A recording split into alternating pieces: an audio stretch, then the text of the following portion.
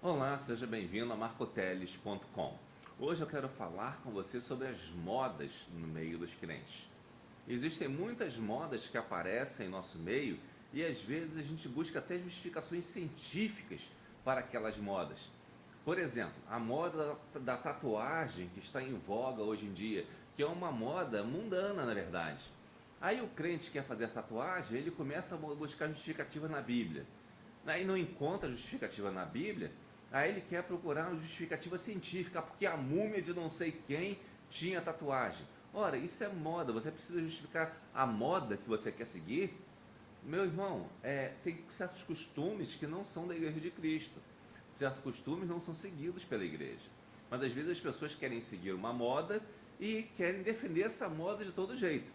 A modinha de crente, às vezes, ela busca justificativa científica, mas para quê? Para a concupiscência do sujeito, para o desejo do sujeito de ser alguém melhor, alguém que se sinta bem com as pessoas, de fazer a sua própria vontade.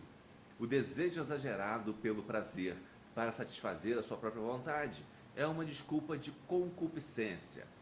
Imagine bem, se você é um verdadeiro crente, por que você vai criar caso por causa de uma moda e que você vai querer que a sua moda seja aceita pelos outros, se você é um verdadeiro crente? Obviamente isso é concupiscência. Tem algumas pessoas que até têm dúvida se tatuagem pode ou não pode, mas não fazem porque sabem que se fizerem é concupiscência, porque estão exagerando em uma coisa que não é necessária. Então as pessoas agem com concupiscência. Veja 1 Coríntios 8 que nos diz: ora, no tocante às coisas sacrificadas aos ídolos, sabemos que todos temos ciência. A ciência incha, mas o amor edifica. E se alguém cuida saber alguma coisa, ainda não sabe como convém saber. Mas se alguém ama a Deus, esse é conhecido dele. Ou seja, a ciência que usam como uma certa justificativa para alguma coisa é inútil, segundo o apóstolo Paulo. Ele nos diz que essas coisas que vocês pensam e que justificam com ciência não valem nada para a Bíblia. Você tentar justificar a Bíblia com ciência é perda de tempo, porque é uma questão de fé. Você acredita em Deus ou não acredita. Você vive segundo a vontade de Deus ou não vive. Não existe meio termo. Você não precisa ficar recorrendo à ciência para tentar justificar a sua própria concupiscência. Não faz sentido. Ou seja, se alguém ama a Deus, ele é conhecido dele. Como diz o versículo 3. E se alguém quer saber alguma coisa, né, quer imaginar que sabe alguma coisa nova, alguma moda que traz uma coisa nova, uma experiência nova, alguma ideia nova, você pensa que sabe alguma coisa sobre isso, você ainda não sabe o suficiente. Assim como o outro também não sabe o suficiente. Então, se nós não sabemos, se há dúvida, lembremos que Deus não é Deus de dúvida, mas é Deus de paz e de verdade. Vamos confiar na palavra de Deus e evitar essas modas na igreja.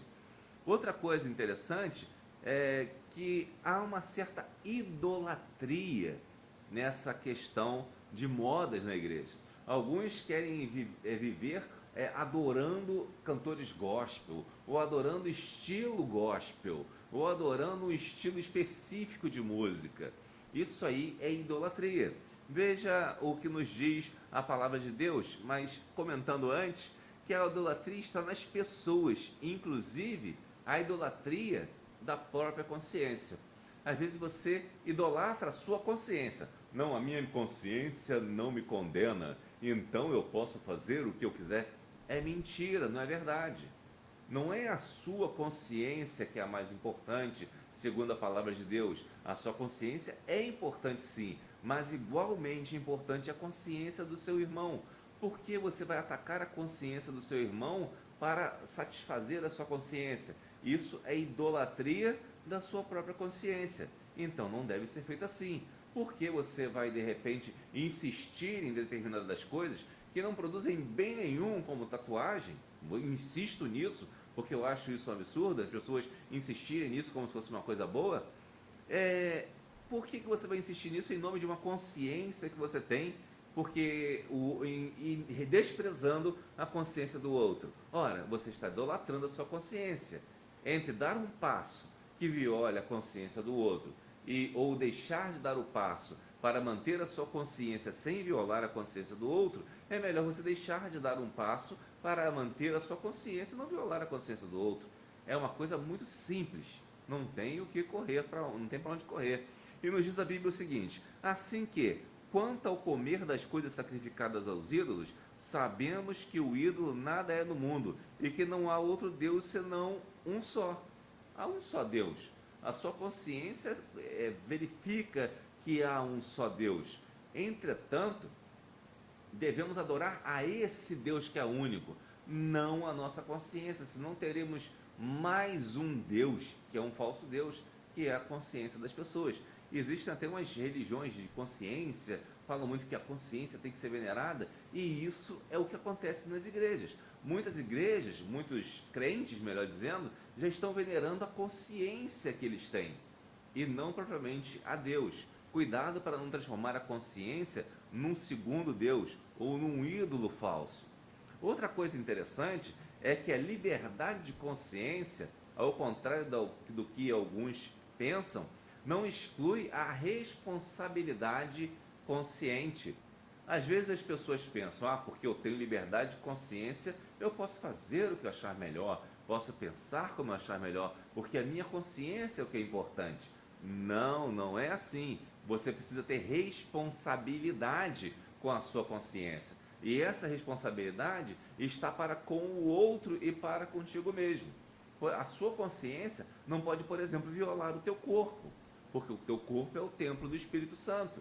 A tua consciência também não pode violar a consciência do outro, porque aí você não está sendo responsável com a consciência sua e do outro.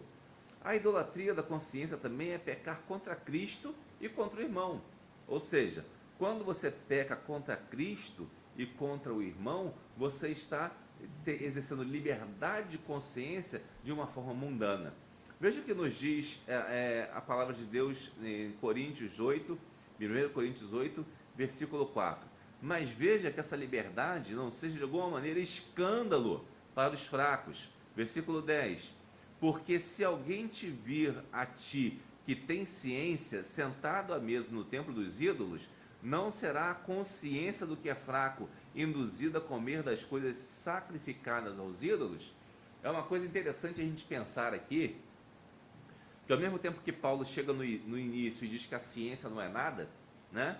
Que a ciência não é importante, né? Ele diz que a pessoa que escolhe fazer o escândalo, gera o escândalo, ela tem ciência, mas essa ciência acaba nublando a consciência dela, ao mesmo tempo, por se achar que tem ciência é muito superior ao outro. E às vezes temos irmãos menos esclarecidos e que às vezes vão ter, mas têm consciência também e vão ser escandalizados. E aquele cara que pensa ter ciência, aquele cristão que pensa ter ciência, ele está sentado à mesa no templo dos ídolos e induzindo os outros a fazer o mesmo que ele faz. Entenda, quando você faz uma tatuagem, não é você que está fazendo só não, você está induzindo mais um monte de gente a fazer. Um monte de crente a fazer a mesma coisa. Porque a questão da sociedade, quando os costumes vão sendo arraigados, eles provavelmente vão sendo repetidos, imitados pelas outras pessoas. Ou seja, se você faz uma tatuagem, você está fazendo o quê? Você está ensinando aos jovens da sua igreja a se tatuar. Então você está dizendo que isso é o exemplo que eles têm que seguir. Então não faça isso, porque a consciência é mais importante que a sua própria ciência do que você tem estudado ou que você tenha visto sobre as opiniões que você tem. E além disso, a idolatria da consciência é pecar contra Cristo e contra o irmão, como eu já disse. O versículo 11 diz o seguinte: pela tua ciência perecerá o irmão fraco, pelo qual Cristo morreu. Observe, pela sua ciência, pelo seu convencimento, pela sua vã sabedoria, né, que não é bem sabedoria, talvez só o conhecimento mesmo, vai o irmão perecer por quem Cristo morreu. E você não morreu por ele, na verdade você está levando ele ao pior das situações, porque simplesmente quer seguir a sua consciência e não respeita a consciência do outro. Versículo 12: ora, pecando assim contra os irmãos, e ferindo sua fraca consciência, pecais contra Cristo. Ou seja, se você tem ciência e peca contra a consciência dos irmãos, né, e fere a consciência mais fraca, você está pecando contra Cristo. Então você quer pecar contra Cristo só porque você tem ciência que uma coisa é boa, só porque você tem consciência ou imagina ter consciência de que uma coisa é boa que não tem nada a ver? Não faça isso. Não se deixe levar pela mera ciência ou pela consciência da ciência. Faça sim uma consciência espiritual, uma consciência voltada para o amor ao próximo. Você não quer que o seu irmão pereça, você não quer escandalizar o seu próximo. Por isso, você não segue modinhas da igreja, modinhas de crente, de alguns cantores ou de algumas pessoas que querem ganhar dinheiro com a igreja. Lembremos que o mercado de tatuagens é um mercado grande. O que você está lidando não é simplesmente com um evento cultural, é com um mercado, com um comércio. E esse comércio quer entrar na igreja. Não é exatamente somente uma escolha, uma opção, não, é um comércio. E esse comércio quer entrar na igreja, não deixe que ele entre na igreja. Eu citei a tatuagem aqui, mas podemos estender para várias coisas. Podemos estender, por exemplo, para roupas indecentes. Podemos estender para a pessoa que fala palavrão. Podemos estender ainda para pessoas que acham que podem fazer coisas, ter vários namorados e namoradas, os solteiros. Não é bem assim, né? Mas podemos estender isso no sentido de que as modas que nos trazem à igreja são modas mundanas e devemos abandoná-las e fazer o que diz a palavra. A palavra de Deus existe agora e durará para sempre. Então não existe moda no vocabulário do crente. Moda é vocabulário de ímpio, que é coisa passageira. Para o crente só existe a eternidade. E pense nisso e que Deus o abençoe.